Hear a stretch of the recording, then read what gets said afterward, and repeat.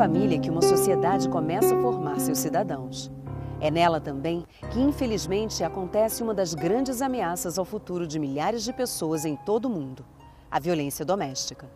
Uma agressão que muitas vezes não aparece, está disfarçada em atitudes, momentos e ações, mas causa danos bem visíveis e muitas vezes irreparáveis. Trata-se de uma ameaça que não respeita fronteiras. A violência doméstica é um mal que destrói, humilha e oprime pessoas em todo o mundo. Entre tapas e beijos é onde eu desejo, sonho, ternura. A letra pode até ser divertida, mas na vida real, a violência dentro dos relacionamentos não tem graça nenhuma. A agressão doméstica acontece sempre que familiares ou pessoas que convivem no mesmo núcleo provocam dano, sofrimento físico, sexual ou psicológico ao outro. Para a Organização Mundial de Saúde, toda forma de violência que ocorre na vida privada entre indivíduos que estão relacionados por consanguinidade ou por intimidade é considerada violência doméstica. Ela pode ser classificada de diferentes formas, como física, psicológica, sexual ou até econômica, quando há a imposição financeira. Os números revelam que a violência doméstica é mais comum do que se imagina. Uma realidade que acontece em diferentes contextos, que não está ligada necessariamente a fatores sociais, econômicos, culturais, religiosos ou de idade. Pode acontecer com mulheres, homens, crianças, jovens, idosos, portadores de deficiência, ricos ou pobres. A agressão dentro de casa está tão disseminada aqui no Brasil que 6 em cada 10 pessoas conhecem uma vítima de violência doméstica. A boa notícia é que a mesma pesquisa revelou que mais da metade, 63% dos entrevistados, disseram que tomaram alguma atitude para ajudar a vítima. As mulheres são o principal alvo desse mal. O problema é tão grave que a cada 4 minutos, uma mulher é agredida em seu próprio lar por uma pessoa com quem mantém uma relação de afeto. Quando eu tinha 19 anos, eu conheci o pai da minha filha. Eu gostei muito dele, sabe? Só que 3 meses pra cá, ele passou a me xingar, a puxar meus cabelos, a me furar com caneta. A violência da mulher, via de regra, ela acontece dentro da própria casa e ela é praticada pelo seu marido ou companheiro.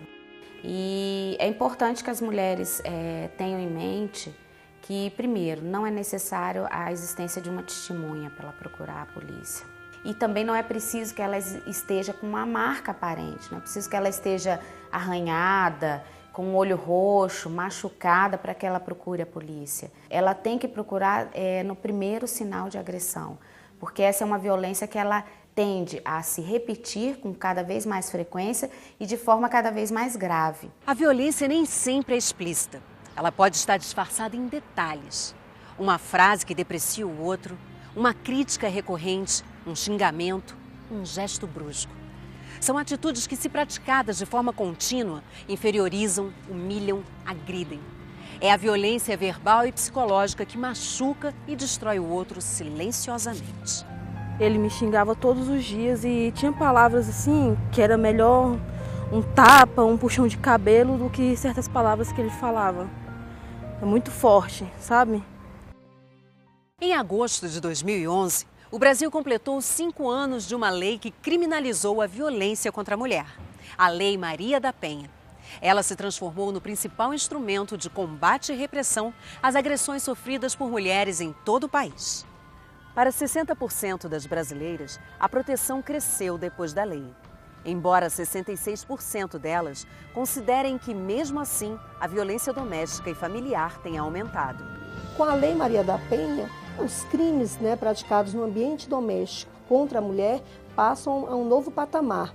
Todas aquelas ações, seja a violência física, que é essa visível, seja a violência moral, sexual, a violência patrimonial, todos eles passaram a ser tipificados, ou seja, como crime.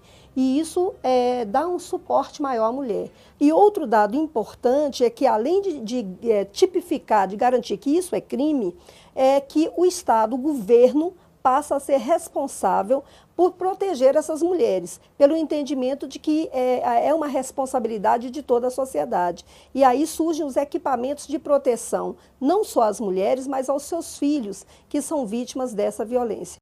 Segundo o Código Penal brasileiro, são crimes contra a mulher.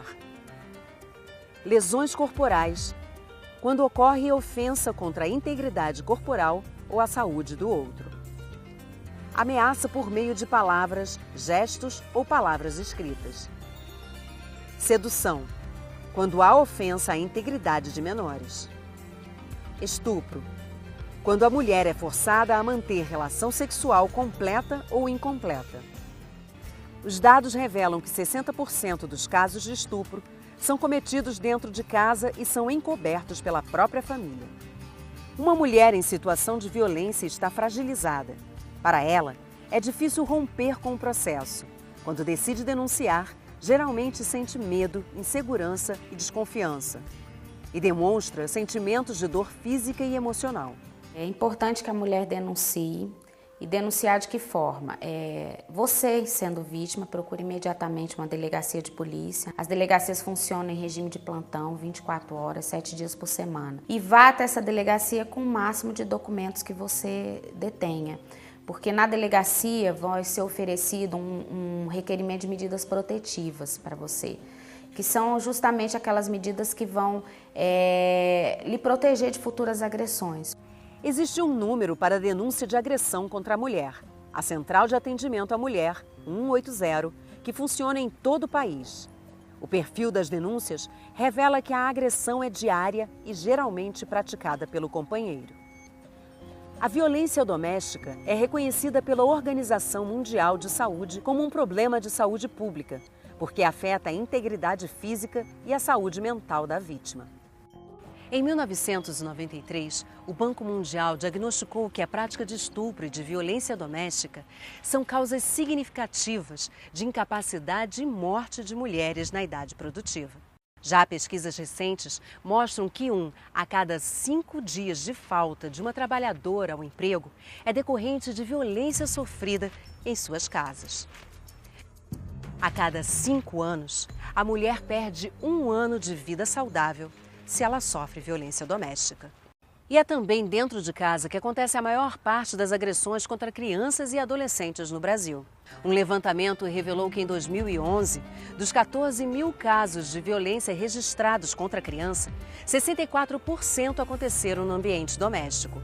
Os números são do Sistema de Vigilância de Violências e Acidentes, VIVA, do Ministério da Saúde. O projeto VIVA, que é a Vigilância de Violências e Acidentes, ele foi implantado no Sistema Único de Saúde no ano de 2006 e o objetivo desse projeto é conhecer a magnitude e a gravidade das violências e dos acidentes que chegam ao serviço de saúde. Uma criança precisa de atenção, cuidado e carinho.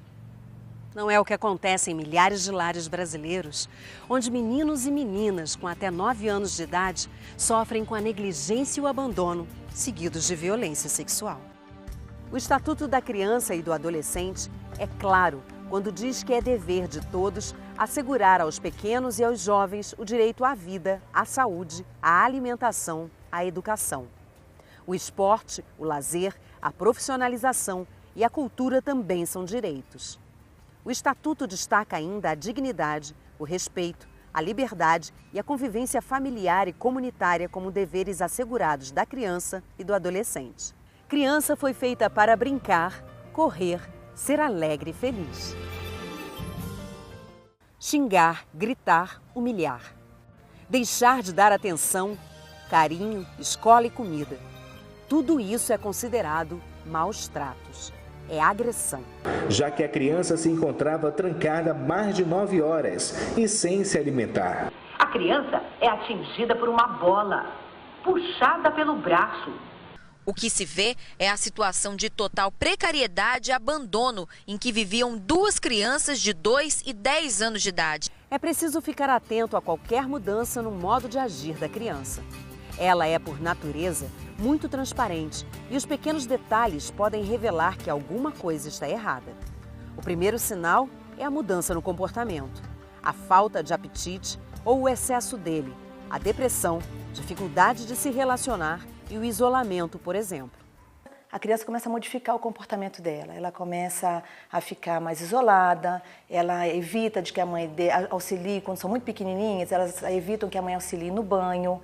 elas não querem mais pentear o cabelo, então a autoestima começa a ficar bem diferente, elas não têm mais interesse em se arrumar e elas começam também na escola. A escola também denuncia muito, as crianças começam a ficar mais sonolentas, falta de interesse pelos estudos, o isolamento na escola.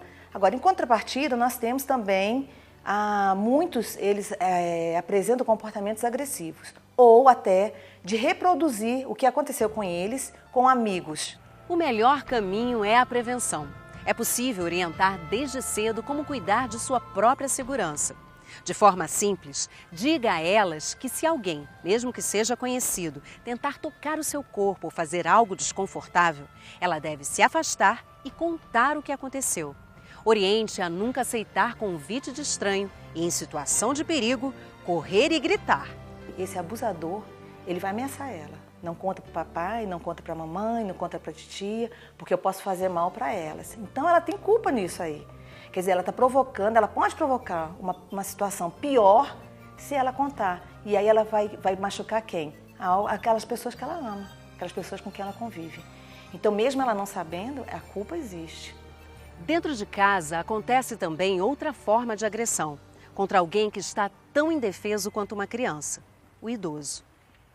Ele também necessita do afeto e da paciência de todos, o que muitas vezes não ocorre. Infelizmente, ainda acontece muita incompreensão em relação aos idosos. E essa incompreensão, às vezes, acaba em violência. Seja ela física, psicológica ou por negligência e omissão em relação aos cuidados que deveríamos ter com aqueles que cuidaram de nós quando éramos crianças indefesas.